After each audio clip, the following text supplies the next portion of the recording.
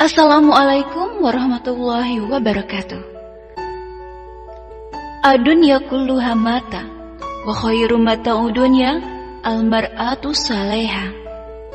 Dunia seluruhnya adalah perhiasan, dan sebaik-baiknya perhiasan adalah istri yang solehah. Inilah istri yang solehah. Episode keempat. Alfian tak bisa tidur. Perkataan Aisyah tadi terngiang-ngiang di telinganya. Dia lalu membalikkan badannya melihat Aisyah yang berbaring di sofa membelakanginya. Dia menatap cukup lama punggung istrinya sambil mengingat kembali perkataan Aisyah yang sungguh sangat mengusik dirinya. Tidak ada yang salah memang. Semua yang dikatakannya benar adanya. Akan tetapi dia heran kenapa Aisyah mengatakan hal itu. Keesokan paginya, setelah melaksanakan sholat subuh, Aisyah segera pergi ke dapur untuk membuat sarapan. Tak lama ibu mertuanya pun menyusul. Mereka memasak sambil bercengkrama dengan akrab. "Apa kamu bahagia, nak? Apa putra ibu memperlakukanmu dengan baik?" Tanya ibu tiba-tiba membuat Aisyah kaget. Aisyah melihat ibu mertuanya, kemudian mengangguk sambil mencoba untuk tersenyum. "Iya bu, aku bahagia. Suamiku sangat baik padaku," jawab Aisyah kemudian. Seakan tidak percaya, ibu memegang kedua bahu menantunya, mengarahkan untuk menghadap ke arahnya. Ibu mencoba menatap kedua relung mata Aisyah, mencoba mencari jawaban yang sebenarnya di sana. "Jangan berbohong," pinta ibu menatap mata Aisyah. Aisyah langsung menunduk. "Aku bahagia, ibu," ucap Aisyah lagi sambil kembali melanjutkan memasak. Entah mengapa ibu merasa jika menantunya itu berbohong, apalagi ketika dilihatnya kedua mata Aisyah kini berkaca-kaca. Ibu kini merasa jika apa yang ditakutkannya mungkinkah terjadi. Pernikahan putranya tidak berjalan dengan baik. Ibu mulai cemas, namun kemudian dia berharap jika ini hanya dugaannya saja. Dan kenyataannya pernikahan putranya berjalan dengan baik, walaupun pernikahan mereka karena dijodohkan. Akan tetapi, keduanya telah saling menerima satu sama lain, sehingga lambat laun akan timbul benih-benih cinta di antara mereka. Namun nyatanya, sikap yang ditunjukkan oleh Aisyah dan Alfian lain dari apa yang ibu harapkan. Yang justru seolah mempertegas dugaannya jika hubungan keduanya memang tidak baik. Tak ada sikap yang ditunjukkan selayaknya pasangan pengantin baru pada umumnya. Tatapan mesra dan senyum bahagia. Keduanya justru memperlihatkan sikap canggung dan terkesan menjaga jarak. Seperti saat ini. Saat Alfian akan berangkat kerja, setelah selesai sarapan, dia tak berpamitan pada istrinya. Begitu juga dengan Aisyah yang nampak tak acuh. Hal itu semakin memperlihatkan ketidakharmonisan hubungan mereka. Ayah mungkin tidak menyadarinya, lain halnya dengan ibu yang terus memperhatikan keduanya. Akhirnya dengan alasan ada yang harus dibelinya, ibu sekalian meminta Alfian mengantarkannya ke pasar. Di perjalanan, "Nak," ibu melihat putranya yang menyetir. Alfian melirik sang ibu. "Ibu tahu, jika pernikahanmu dengan Aisyah tidak berjalan dengan baik," ucap ibu hati-hati. Alfian tak merasa kaget. Dia tahu benar jika dirinya tak bisa menyembunyikan apapun dari sang ibu. Ibunya pasti tahu dari sikap yang ditunjukkan olehnya dan Aisyah. "Memangnya apa yang ibu harapkan? Aku sudah bilang jika aku bersedia menikahinya hanya menuruti kehendak ibu dan ayah saja," jawab Alfian enteng. "Jadi makna dari sebuah pernikahan sama sekali tak ada artinya untukmu?" Alfian terdiam. Dia nampak bingung untuk menjawab. "Hubungan pernikahan terlalu sakral untuk kamu permainkan. Tak bisa menikah hanya sekedar untuk menuruti keinginan orang tua, sehingga kamu mengabaikan hak dan kewajibanmu sebagai seorang suami." Alfian tertegun. Ketika kamu menyetujui menikahi Aisyah, berarti kamu sudah menerima Aisyah untuk masuk ke dalam hidupmu, menjadi istrimu. Cobalah untuk mengenalnya lebih dekat. Ibu yakin jika kamu sudah lebih mengenalnya, kamu akan jatuh cinta padanya. Nasihat ibu lagi. Tapi Bu, aku sudah mencintai wanita lain. Tinggalkan dia, karena sekarang lebih berhak atas dirimu adalah Aisyah, bukan wanita lain itu. Tapi Bu, menikah dengan orang yang kita cinta bukan jaminan kita akan hidup bahagia, Nak. Kami memilihkan Aisyah untukmu karena dia akan membawamu dekat dengan surga, bahagia dunia dan akhirat. Aisyah terlalu berharga untuk kamu sia-siakan. Jangan sampai kamu menyesal nantinya. Lanjut ibu lagi sebelumnya turun dari mobil. Ayah dan ibu sudah kembali pulang. Ayah yang mengajak istrinya untuk segera kembali dan tidak berlama-lama di sini agar tak mengganggu pasangan pengantin baru. Ibu yang mengetahui semuanya hanya berpura-pura mengiyakan saja. Ibu harap kamu bisa bersabar dan tetap menjadi istri yang solihah. Nasihat ibu sambil memeluk menantunya saat berpamitan. Aisyah hanya bisa mengangguk kecil. Dia merasa bersalah karena tahu jika sang ibu mertua berharap banyak dari pernikahan ini. Sepeninggal kedua mertuanya, Aisyah tampak sibuk membereskan kembali barang-barangnya karena akan kembali ke kamar tamu. Tiba-tiba dia dikagetkan dengan suara pintu dibuka. Dirinya yang tidak memakai nikob segera mencarinya. Namun Aisyah kebingungan mencari karena lupa di mana menyimpannya. Alfian akan memasuki kamar, akan tetapi Aisyah menahan pintu itu di baliknya. Tunggu dulu, saya belum memakai cadar. Alfian berdiri di depan pintu yang sudah terbuka kira-kira sejengkal. Aisyah mendorong pintu agar kembali tertutup, akan tetapi Alfian justru menahan dengan kakinya, membuat Aisyah kaget.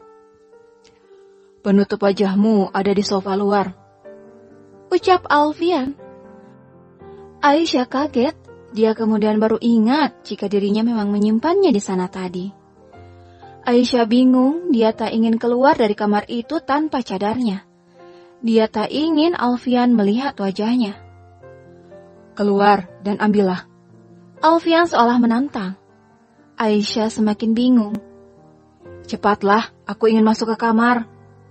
Tiba-tiba pintu langsung ternganga lebar. Refleks Alfian langsung melihat wajah Aisyah yang rupanya tertutupi oleh ujung hijabnya. Aisyah berjalan dengan cepat menuju sofa dan memakai nikobnya di sana. Alfian yang kesal merhatikannya di belakangnya. Aisyah kembali ke kamar sudah dengan cadarnya, berniat hendak mengambil barang-barang miliknya. Alfian hanya memperhatikan di ambang pintu, tak membantu walaupun dia melihat Aisyah yang kerepotan mengeluarkan semua barang-barangnya. Katakan, kenapa kamu tak mau memperlihatkan wajahmu padaku? Dan kenapa juga tak mau sekamar denganku? Aisyah sedikit kaget dengan pertanyaan Alfian, namun dia memilih untuk menghiraukannya, karena masih sibuk mengeluarkan semua barang miliknya. Alfian tersenyum sinis. Ibuku mengatakan jika aku menyia-nyiakanmu. Tapi nyatanya bukan hanya aku saja yang tidak menginginkan pernikahan ini. Kamu juga kan? Itu pasti karena sudah ada pria lain yang kamu cintai. Alasannya adalah, bagaimana jika Anda tergoda dan akhirnya goyah setelah melihat wajah saya? Ucap Aisyah dengan memotong perkataan Alfian. Ada janji yang harus Anda tepati kan? Dan satu lagi, tidak ada pria lain. Maaf, saya tidak seperti Anda. Untuk kata-kata terakhir ini diucapkannya pelan, dengan sedikit gemetar menahan tangis. Alfian tersentak, semua perkataan Aisyah sangat membuatnya sangat kaget. Apa? Apa maksudmu? Aku tidak mengerti. Tanya Alfian setelah tertegun sejenak untuk mencerna setiap kata-kata yang diucapkan istrinya. Aisyah kembali membereskan barang-barang, memilih untuk tak menjawab dan berjalan masuk ke dalam kamar sambil mendorong kopernya. Alfian yang masih diliputi rasa penasaran, hanya bisa melihat istrinya itu pergi meninggalkannya memasuki kamar. Dirinya lalu kembali mengingat perkataan Aisyah. Janji, gumam Alfian sambil memasuki kamarnya.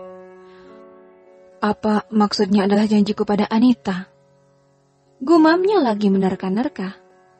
Alfian terlihat bingung jika maksudnya adalah janji itu, janji untuk tak menyentuhnya. Dari mana Aisyah tahu? Aisyah duduk di tepi tempat tidurnya dengan nafas tak beraturan menahan amarah dan kesedihan. Aisyah berkali-kali beristighfar dalam hatinya. Mengucapkannya berulang kali demi untuk meredam rasa sakit di hatinya. Namun sesakit dan sesedih apapun perasaannya kini, tak ada air mata yang keluar.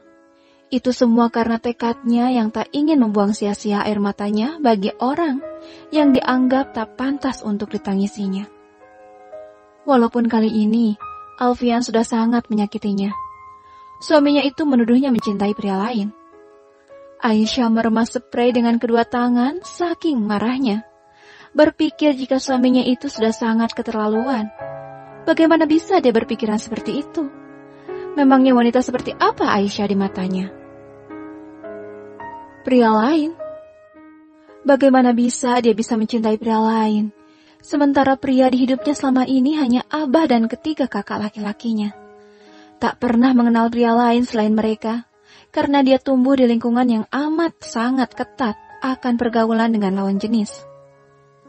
Aisyah kembali terus beristighfar hingga perlahan amarahnya mereda. Alfian duduk terkulai lemah di atas bangku di luar ruang operasinya. Dia yang baru melakukan operasinya yang ketiga hari ini merasa sangat kelelahan. Padahal biasanya stamina-nya cukup kuat, walaupun harus menjalani banyak operasi dalam satu hari. Alfian duduk sambil kemudian termenung. Banyak hal yang dipikirkannya, terutama hubungannya dengan Aisyah. Perkataan Aisyah seminggu yang lalu pun kembali terngiang-ngiang di kepalanya, dan masih mengganggunya hingga saat ini. Terlebih istrinya itu tak memberinya jawaban ketika dia menanyakan apa maksud dari semua perkataannya. Ya, semenjak saat itu Aisyah menjadi lebih menghindarinya. Hingga keduanya tak pernah lagi bertatap muka hingga saat ini. Aisyah seperti biasa, banyak menghabiskan waktu di dalam kamarnya. Bagaimana operasinya? Lancar? Tanya Anita yang datang tiba-tiba membuat Alfian kaget. Alfian hanya mengangguk kecil.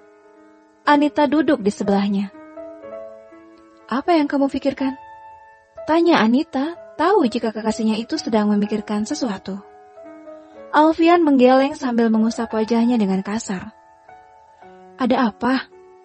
Kali ini Anita bertanya dengan lebih lembut, sambil memegang lengan Alfian. Alfian meliriknya. Tidak ada, aku hanya sedikit lelah. Kalau begitu, kita pulang saja. Mami juga mengundangmu untuk makan malam di rumah. Maaf, tidak malam ini. Aku benar-benar ingin pulang dan beristirahat. Sampaikan permintaan maafku pada Mami. Ucap Alfian sambil berdiri.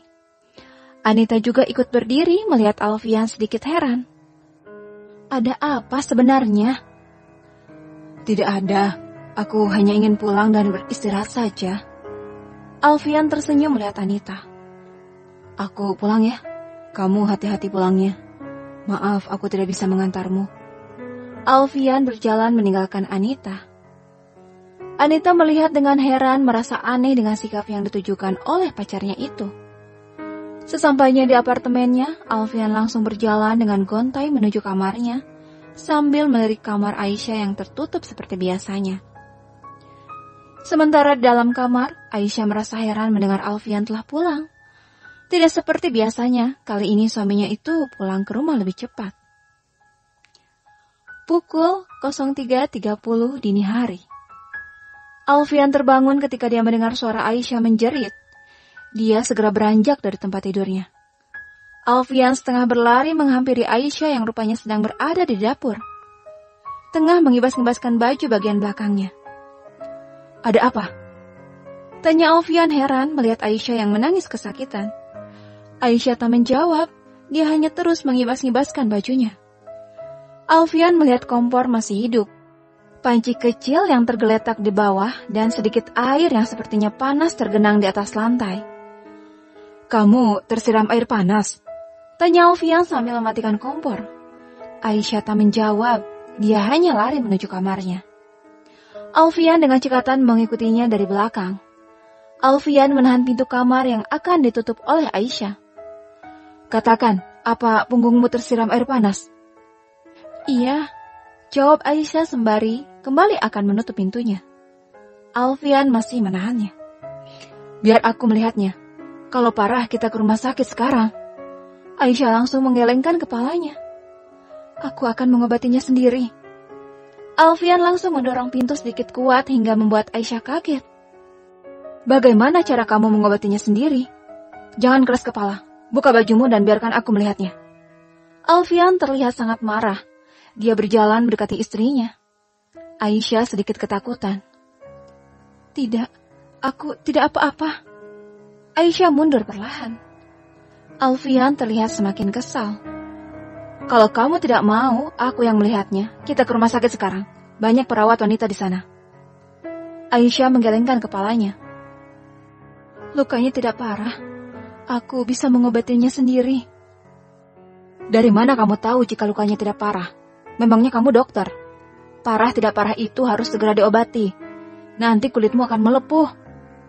Mendengar kata melepuh, Aisyah menjadi ketakutan. Apalagi kini dia merasakan punggungnya terasa sakit dan terbakar. Aisyah berlari ke kamar mandi, segera mengunci pintunya, dan membuka pakaiannya dengan hati-hati.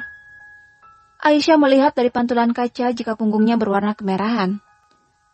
Bagaimana? Tanya Alfian dari luar.